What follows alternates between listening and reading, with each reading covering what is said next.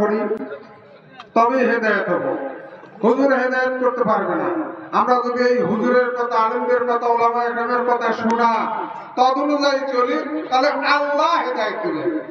যাই হোক, আমাদের এই গ্রামের 22 মাদ্রাসার সভাপতি জনাব হযরত মোহাম্মদ আলী আনন্দ খুবই অসুস্থ এবং সহকারী সভাপতি অসুস্থ, এবং হযরত মোহাম্মদ আলী আনন্দ এই প্রতিষ্ঠার শিকড় পুঁতে থেকে গেছেন, এবং সেই কালের যারা মুরব্বী ছিলেন তারা গাছ রোপণ করে গেছেন।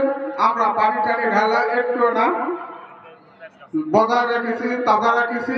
তার জন্য তার পরিবার থেকে দোয়া চেয়েছে। আমি হুজুরের কাছে সবিনয় অনুরোধ করছি, তার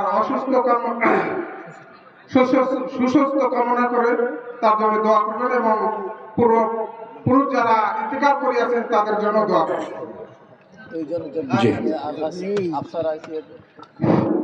আপনারা আগামী মঙ্গলবার আপনাদের পাশে সুপরিচিত পাশেপুর আলিম মাদ্রাসা, এখানে তাফসিরুল কোরআন মাহফিল হবে। ইসলামিক খ্যাতি সুসম্পন্ন ব্যক্তি হযরত মাওলানা তরিকুল ইসলাম ঢাকা, বহুত জ্ঞানের অধিকারী, তিনি প্রধান বক্তা হিসেবে ওয়াজ করবেন।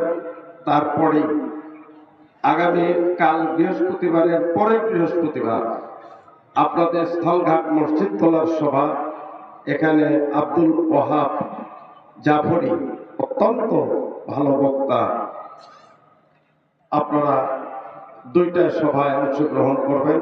আমার চেয়ারম্যান সাহেব আমাদের পাশে থাকবেন ইনশাআল্লাহ। তারপরে আল্লাহ আমাদেরকে সাহায্য করবেন। আর আজকে আপনারা ধৈর্য ধরে ওয়াজ শুনছেন, সকলকে আন্তরিকভাবে ধন্যবাদ জানাচ্ছি এবং আপনাদের নেক হায়াত কামনা করছি, সুস্থতা কামনা করছি। আপনারা ভালো থাকবেন।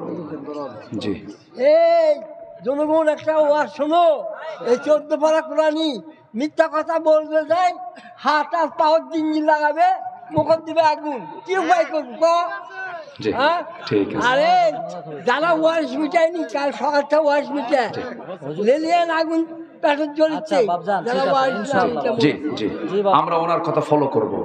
ওনার লক্ষ্য কি খারাপ না ভালো? ভালো ভালো, আমরা ফলো করব। জোরে বলি ইনশাআল্লাহ। আল্লাহ মুরব্বির হায়াতকে লম্বা করে দেন। আলহামদুলিল্লাহ। আরো আল্লাহ তুমি তাকে সুস্থ রাখো। জোরে বলি আমিন। আপনি অন্যের জন্য যত দোয়া করবেন, নিজের জন্য আর দোয়া লাগবে না। আমার ভাই সপরিবারে নামাজি।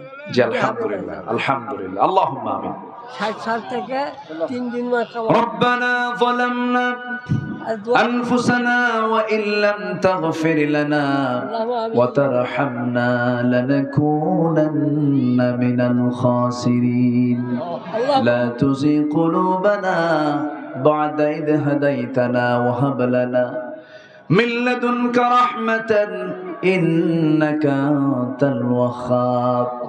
গভীর রাত, নিঝুম রাত, ঝিমানো রাত্রিতে চাঁদের মতো হাজারো মুসলমান নরনারী নিয়ে তোমার কালামের 2-3টা আয়াতকে সামনে রেখে জাহান্নামে যাওয়ার কারণগুলো কি কি এই বিষয়ে কিছু কথা বলেছি। হারাম নিষিদ্ধ কাজগুলোকে বর্জন করলে কি পুরস্কার পাওয়া যাবে এই বিষয়ে কিছু কথা বলেছি। তোমার